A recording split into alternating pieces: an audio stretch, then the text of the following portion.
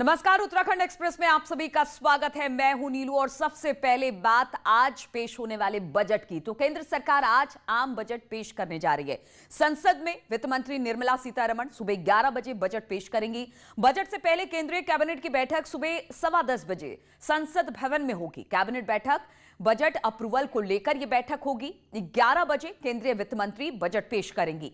आम बजट पर इस बार लोगों की काफी नजर टिकी हुई है। आप सभी को बहुत ज्यादा उम्मीदें हैं। कोरोना संकट के कारण बाजार को गति पहुंचाने वाले बजट के रूप में लोग इस आम बजट को देखना चाहते हैं। मध्यम वर्गीय परिवार के लोगों की सबसे अधिक निगाहें आयकर छूट के दायरे पर है।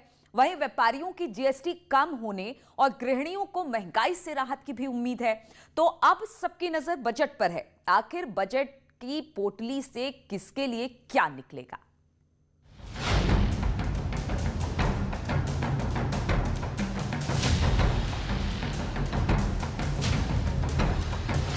बजट 2021 से बनेगी जनता की बिगड़ी बात।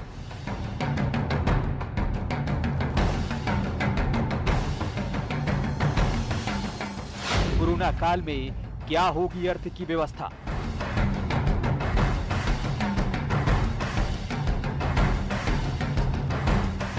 जय जवान जय किसान, बजट में कितना ध्यान?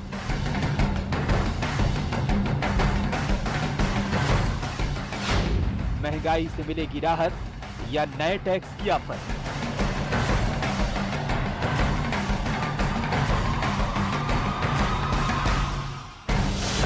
कोरोना का कारोबार से किचन तक का असर।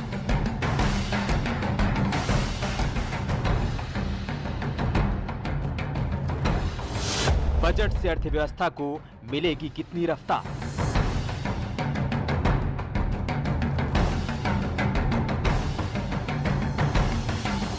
टैक्स पेयर को भी है राहत की उम्मीद।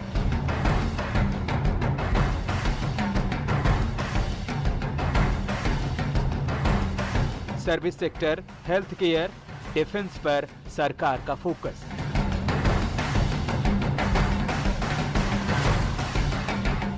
कोरोना प्रभावित इकोनॉमी को रफ्तार देने की कोशिश।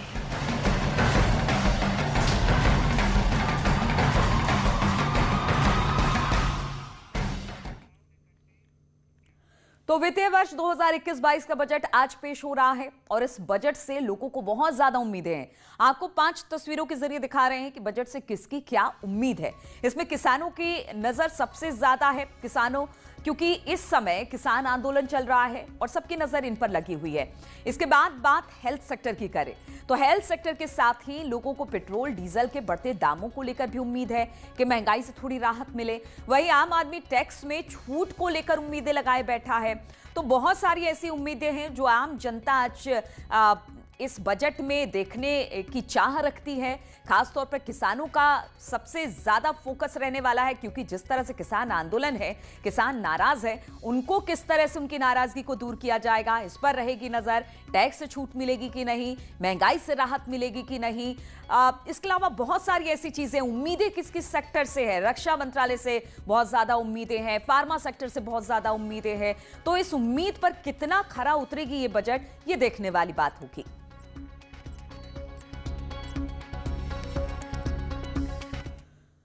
तो आज पेश होगा केंद्रीय बजट। बजट से उत्तराखंड को बड़ी उम्मीदें हैं और ग्रीन बोनस की मांग पर उत्तराखंड की नजर रहने वाली है।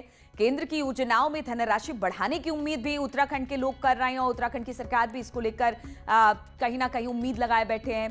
साथ ही साथ कहा यह जा रहा है कि उत्तराखंड के विकास के लिए जिस तरह से लगातार मांग होती रहती है कि यहाँ पर्यटन की संभावनाएं बहुत ज्यादा हैं, तो पर्यटन के विकास के लिए केंद्र सरकार किस तरह से यहाँ पर होटल इंडस्ट्री हो या बाकी इंडस्ट्री हो, उसको बढ़ावा देने के लिए अनुदान दे सकती है। तो बहुत सारी ऐसी बातें जो कि आज उत्तराखंड के लोगों की नजर इस बजट पर रखने की बात हो रही है। बातचीत करने के लिए सुनील नवप्रभात देहरादून से हमारे साथ जुड़ाए हैं। सुनील, बजट आने वाला है और कोरोना काल के बाद ये पहला बजट है। इकोनॉमी पटरी से उतरी हुई है, बहुत सारी ऐसी बातें हैं जिसको लेकर लोग ये सोच रहे हैं कि आखिर इस बजट में होगा क्या। अगर उत्तराखंड के लोगों की बात की जाए तो किस तरह से उम्मीद लगाए बैठे हैं इस बजट को लेकर?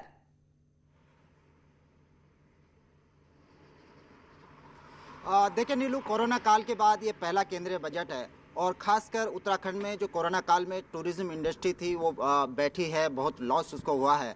राज्य को अगर राजस्व प्राप्ति के हिसाब से देखें तो 4000 करोड़ का सीधे सीधे इस कोरोना काल में नुकसान हुआ है। तो लोगों को उम्मीद है, खासकर टूरिज्म इंडस्ट्री, टूरिज्म सेक्टर से जो लोग जुड़े हुए हैं, उनको उम्मीद है कि केंद्र सरकार कुछ न कुछ केंद्रीय योजनाओं में उत्तराखंड के टूरिज्म के डेवलपमेंट, इंफ्रास्ट्रक्चर के लिए कुछ न कुछ इसमें देगी। और खासकर राज्य सरकार ने भी प्रस्ताव भेजे हैं जो प्री बजट में दिए गए थे कि खासकर उत्तराखंड में गौरीकुंड से लेकर केदारनाथ, हेमकुंड से लेकर और दूसरा नैनीताल में यहाँ पर रोपवे की स्टेट गवर्नमेंट ने मांग की है। और स्टेट गवर्नमेंट को उम्मीद है कि जो भी केंद्रीय योजनाएं हैं उनमें सरकार केंद्रीय बजट में कुछ न कुछ उत्तराखंड के हिस्से होगा, ताकि यहाँ के जो टूरिज्म इंडस्ट्री है, जो टूरिज्म सेक्टर है, उसको और डेवलप किया जा सके, उसको बढ़ाया जा सके। दूसरी जो बड़ी उम्मीद होगी नीलू, वो है ग्रीन बोनस को लेकर। स्टेट गवर्नमेंट का कहना है कि उत्तराखंड सालाना 3 लाख करोड़ का जो बेनिफिट, जो फ्लो बेनिफिट है, वो यहाँ के इको सर्विस से देता है। करीब 21 इको सर्विसेज ऐसी काउंट की गई हैं जिनके बदले ये कहा गया है कि जो केंद्र है वो ग्रीन बोनस उत्तराखंड को दे, जो यहाँ की पर्यावरणीय सेवाएं जो उत्तराखंड देश और दुनिया को देता है। राज्य सरकार का कहना है कि उत्तराखंड में 71% जो पूरा क्षेत्रफल है यहाँ पर फॉरेस्ट एरिया है और उत्तराखंड केवल 29% क्षेत्र पर अपना डेवलपमेंट करता है। वो पर्यावरणीय सेवाओं के बदले एक बड़ा नुकसान भी झेलता है उत्तराखंड की, उसको 29% क्षेत्र पर ही अपनी तमाम एक्टिविटी करनी पड़ती है। तो इसकी एवज में उत्तराखंड की सालों से हालांकि ये मांग रही है कि उत्तराखंड को ग्रीन बोनस दिया जाए। इस बार भी राज्य सरकार ने पुरजोर तरीके से ठोस तथ्यों के साथ केंद्र के सामने ये बात रखी है कि क्यों उत्तराखंड के लिए ग्रीन बोनस दिया जाना बोनस की भी उम्मीद है सुनील यासी। लेकिन अगर बात की जाए, जिस तरह से हमने देखा कोरोना काल में पलायन बहुत ज्यादा हुआ, उत्तराखंड के लोग भी जो बाहर रह रहे थे वो पलायन कर अपने राज्य में वापस आए हैं। बात सरकार आत्मनिर्भर भारत की करती है। आत्मनिर्भर भारत के तहत आज जो बजट आने वाला है, जो लोग पलायन कर अपने राज्य में पहुंचे हैं, उनको भी बहुत ज्यादा उम्मीदें होंगी कि अब वो अपनी उनकी घर वापसी हुई है, लेकिन रोजी रोजगार भी मिलना चाहिए।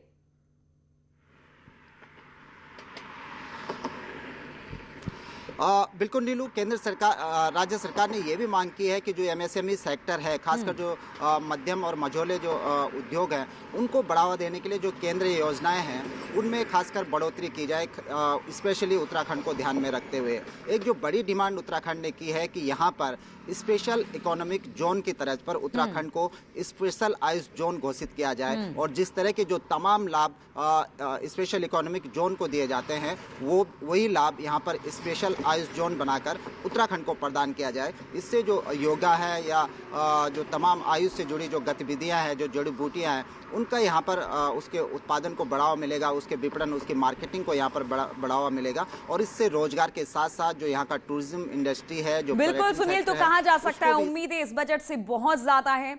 अब जब वित्त मंत्री जब बजट पेश करेंगे तो देखना होगा कि किस तरह का बजट वो पेश करती हैं और क्या ये लोगों की उम्मीद पर खरी उतरती है। बहुत बहुत शुक्रिया आपका हमारे साथ जुड़ने के लिए। और बजट की पूरी कवरेज और उससे जुड़ी हर जानकारी के लिए आप हमारी वेबसाइट देख सकते हैं news18hindi.com।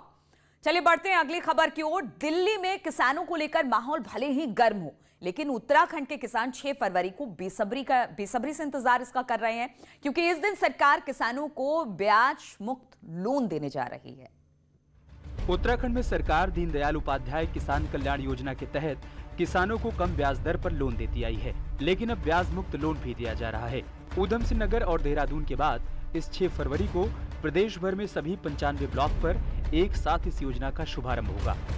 राज्य स्तर पर देहरादून से सीएम खुद इस योजना को लॉन्च करने वाले हैं। पहले ही दिन 25,000 किसानों को 3-3 लाख रुपए ऋण देने की योजना है।